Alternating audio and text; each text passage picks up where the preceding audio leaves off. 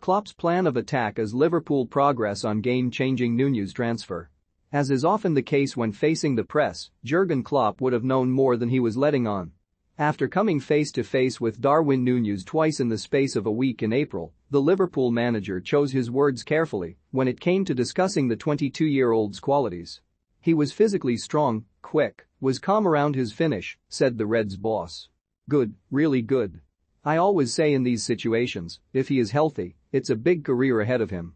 It isn't known whether Klopp, who also turned heads when he described Nunez as a really good-looking boy in the week of the 6-4 aggregate Champions League quarter-final victory over Benfica, would have known exactly how things were going to pan out back then, but he'd have known enough.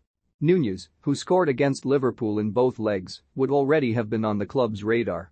The Reds and their transfer team haven't got to where they are today and amassed their impressive recent record of deals by not knowing everything there is to know about a forward who would go on to score 34 goals in all competitions in 2021-22.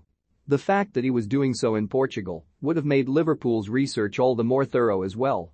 The Reds have a wealth of knowledge on the Portuguese Primeira Liga, with Klopp's assistant Pep Lijnders and Reds development coach Vitor Matos both having a background at Porto, Liverpool's perennial Champions League opponents who sold them Luis Diaz in January.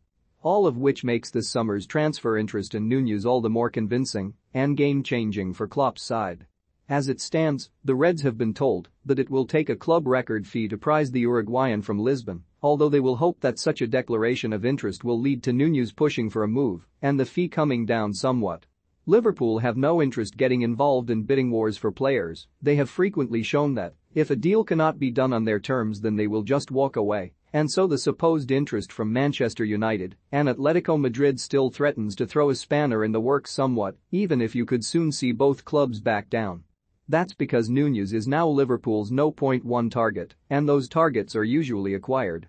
And if a deal does end up being done, it will represent the biggest shift at Liverpool under Klopp since the first 6 months of 2018 when Virgil van Dijk, Alisson Becker and Fabinho were signed, largely with the money that had been brought in for Felipe Coutinho. Because if there were any doubt before, the move for Nunez should make clear that Sadio Mane, that pillar of the Liverpool attack since Klopp's first summer in charge in 2016, will be leaving the club, with Bayern Munich expected to eventually come to the table with an acceptable offer after a couple of weak attempts so far.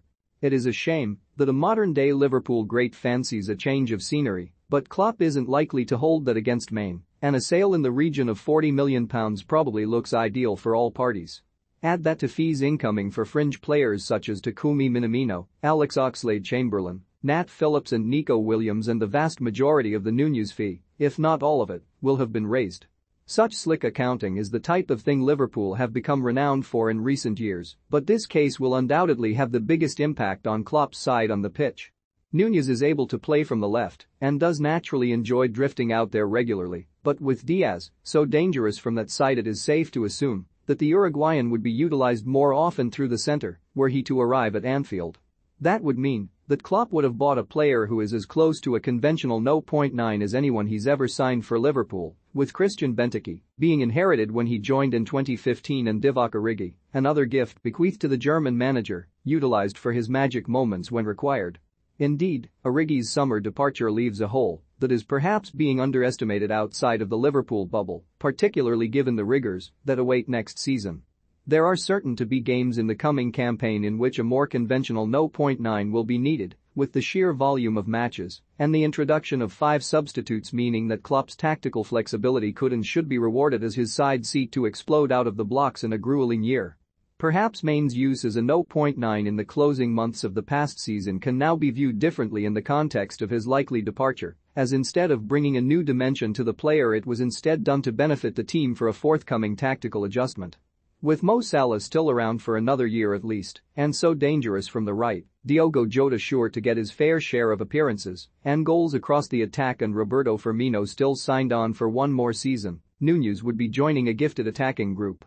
But he would also change it, seeking to bend it to his will, and given every chance to do so as Klopp's Liverpool 2.0 or 3.0 takes hold. Opportunities probably don't get much more exciting in the modern game, both for the player potentially joining the party and the manager seeking to evolve it.